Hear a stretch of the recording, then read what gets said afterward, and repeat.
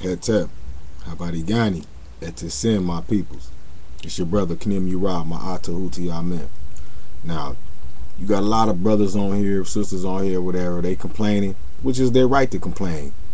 Nobody can tell us that we don't have the right to complain. Look at our conditions. Look what we live in as a majority. I'm not talking about you few who are sucking on a pacifier or the tit of the cow who's trampling over us like we dirt under his hoofs.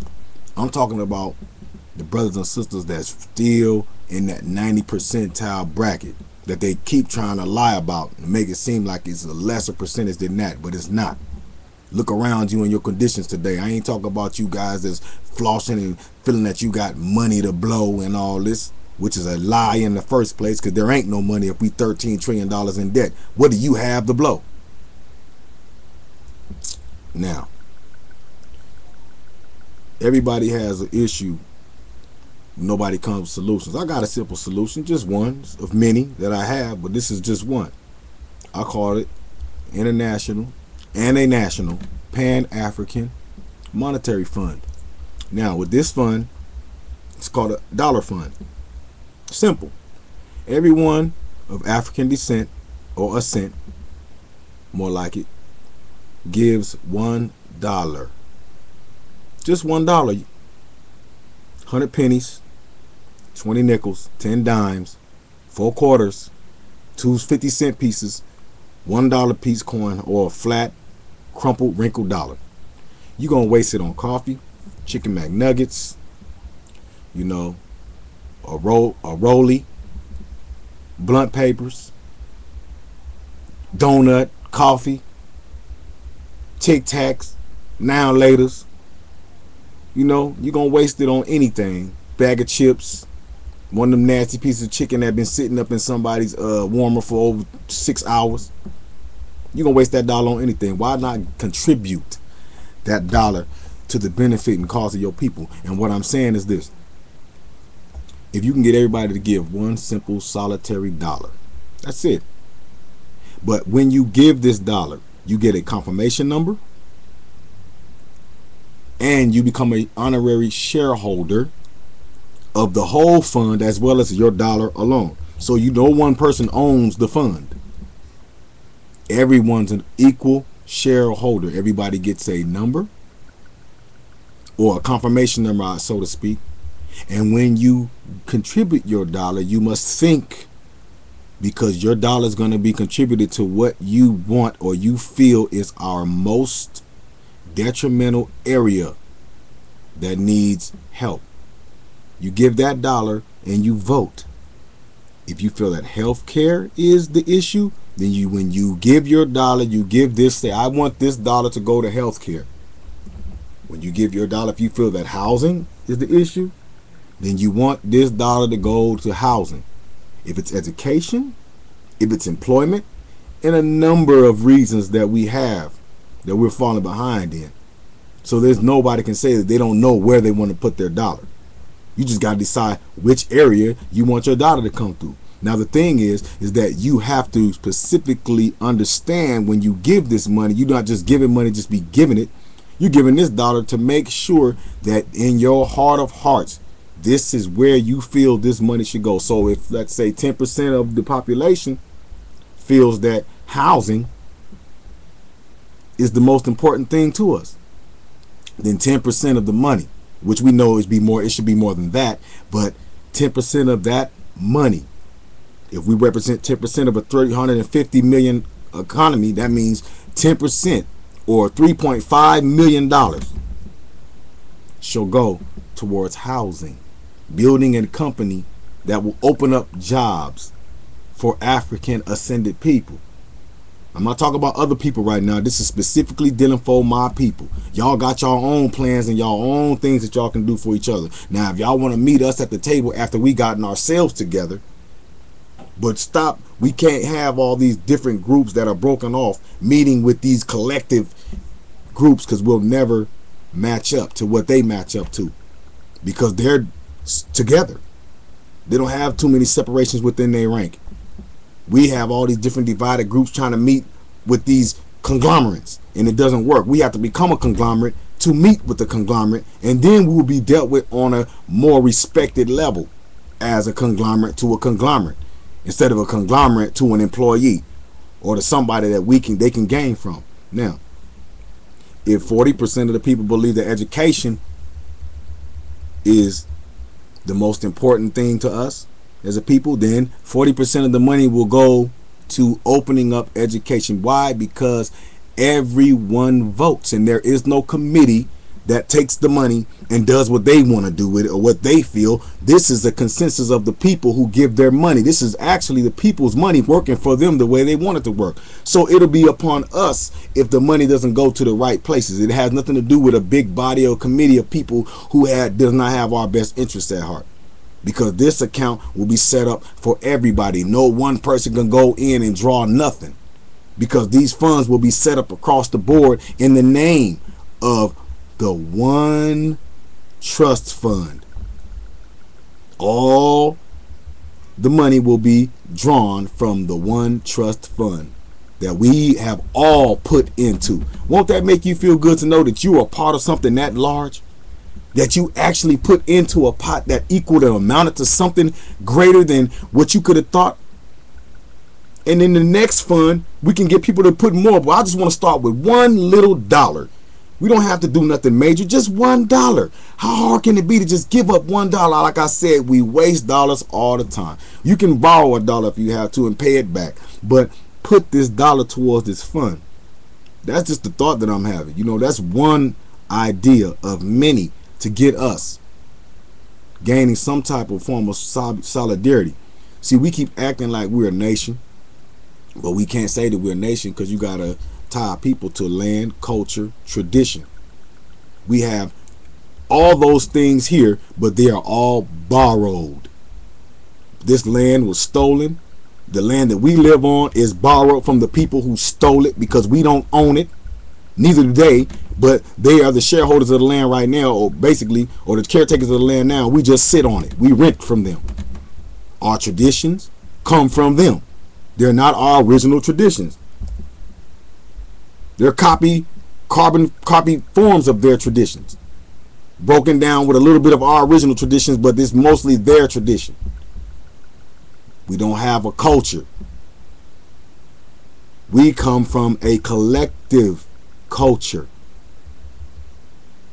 not this praying mantis, individualistic, hermetic, territorial culture. I keep telling people when they try to blame brothers for enslaving themselves, first of all, they can't name a king, they can't name a kingdom or a tribe. They try to, but it's not true. Now, I admit that there might have been some tribes that did it, but you got to remember, those were not your people. Because why? They told themselves that you were not from their hive. So that means they weren't your people no how. So how can you say your people put you in slavery? Them wasn't your people. And 9 times out of 10, those people were working with the people who were your enemies. They spoke their language. They had some form of communication that you did not have, because had you had that communication, you would have saw it coming, and you didn't. See, these people looked at you like you were a fly and they were a spider. You were a cat and they were a dog. You was a worm and they were a fish. That is how they looked at you. So you cannot say because they had black skin or because they were born in Africa that they were your people. They were not your people. And proof and evidence of it now is that each African that you ask, or each African ascended person that you ask in America, would they had a hand in it, they will tell you no, because they know it was wrong. These people who tricked you or put you into slavery, and even that was not even a quarter. You can't say they had a quarter of the slave trade. So stop trying to blame your own peoples, letting these white supremacists jumping on their bandwagon to go against your own people, letting them make you believe that your own people put you in slavery, and they did not. And even if they did, the ones like I said, those tribes were not your people. They were from a separate hive than you. They might as well have been foreigners. And that's the reality of it, because anybody from your hive would have not done that to you. Now, They didn't do it. They didn't even constitute a quarter. Not at 10%.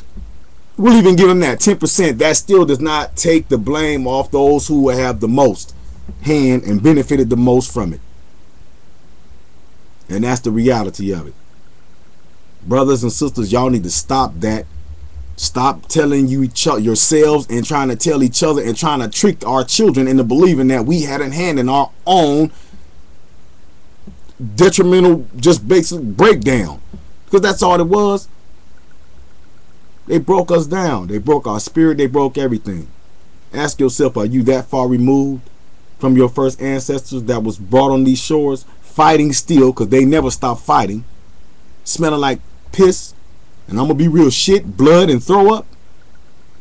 When they spoke their own language before it was beaten out of them, when they worshiped God in the ancestral tongue and the ancestral concept of him that they had learned from their ancestors, before it was beaten and stomped out of them, before they were made to accept a God who basically allowed the people to justify through his word what they were doing to them. They believed that they helped you out, and that's how they justify. They believe they bought you Christianity, Islam, Buddhism, whatever it is, and that is what saved your soulless soul. So if they had to demean you, kill you, destroy you, rape you, make you do everything that was told by the Bible was wrong, like sleeping with your own sister, mother, cousin, or something like that, which is what they did when the British shut them down, where they couldn't go get slaves anymore. So they made us in DC, Virginia, and all those, Maryland. They made us the brothers sleeping with the sisters and all that, and that's how a lot of us got all mixed up and messed up in the head. Man, this was a cold game these people played, man. A real cold game these people played with us. So you stop that. Stop being ignorant and repeating things that were spewed out by people who put on suits and ties and are well versed and very good at deception and lies. Stop it. It makes no sense. Do you even know that on the good ship Jesus, or the Jesus of Lubbock, that this man, Sir John Hawkins, had what? He had, him and his cousin Sir Francis Drake were supposedly religious men. They had two different sermons, two different church periods every day on the ship. While like I said before, the same God that the slave holder who was up board or above deck is praying to while he's shouting and thank you Jesus and hallelujah is never the same God who the slave or the African down below deck in chains, piss, shit, throw up, and blood, fecal matter, dead bodies is praying to. That's impossible. It's impossible. So what people need to do is reflect and see and realize. Get back in touch with your ancestral past. Find out who you really are before you start speaking about who we are. Before you start opening your mouth with all this authority about who we are. Because like I said, 10% does never equate for 90% of what happened to you. You can't sit here and tell me that we had our hand in half of the tragedies that happened to us, because eventually those people who took us into slavery or tricked us into slavery that were from amongst our so-called ranks were turned on eventually too. So that's the reality of it. So you traitor brothers, I'm going to call you what you is, traitors, sisters, brothers, whatever you want to call yourselves. You know what I mean? If you don't open your eyes and don't wake up, and these people put us back under them boats, back in them chains, this is my message to all brothers that's out there that's really with this, that's really searching for who they are, that really care about their ancestral past and really are for their people. I believe the Father will not have a problem. The ultimate spirit, the infinite one, will not have a problem with you taking retribution on them if they allow us to go back to that state. Because you led the people to go to sleep. Because you were the voice that kept telling the brothers and sisters to be quiet, that was trying to wake everybody up. So when we down there, hope it doesn't happen. But if it does, because they putting all the pieces in place, just look at Africa.